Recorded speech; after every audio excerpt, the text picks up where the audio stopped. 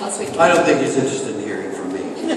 But I think Australians are hungry to hear this message. I think it's a very frightening thing that what the Gillard government did was something very, very courageous.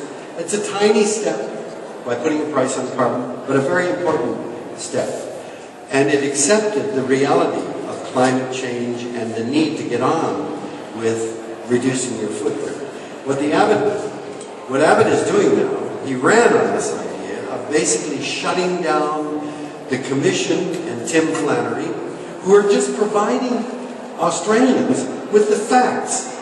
If we're going to make informed decisions, we need the best information possible, and the best information comes from science. To shut that down, I think, is a very, very retrogressive step.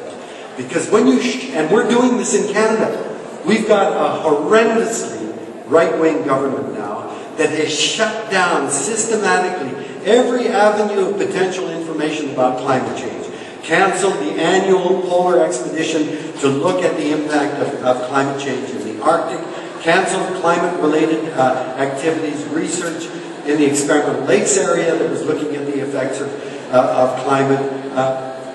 Basically, they don't want to be bothered with science. And if we don't have the best scientific information, and the media are complicit in this as well, and you just have to look at the media in Australia, dominated by what? Murdoch and a few very wealthy people who have a different way of looking at the world and who are distorting the way that we do things or see things. And then when you have a report about climate change, you'll get a scientist like Tim Flannery talking about, oh, but we have to balance the report. We have to balance it by having a climate denier. Wait a minute now. The balance is 98% of all climatologists are saying, let's get on with it. And you've got 2% of deniers, many of whom are being paid by the fossil fuel industry. That's not balanced to have one-on-one, but that's what we do in the media.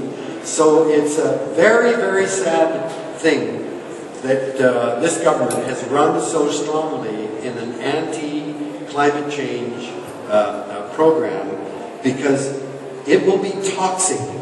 In the next 10 years, it'll be toxic for any politician to talk about the need to put a price on carbon again.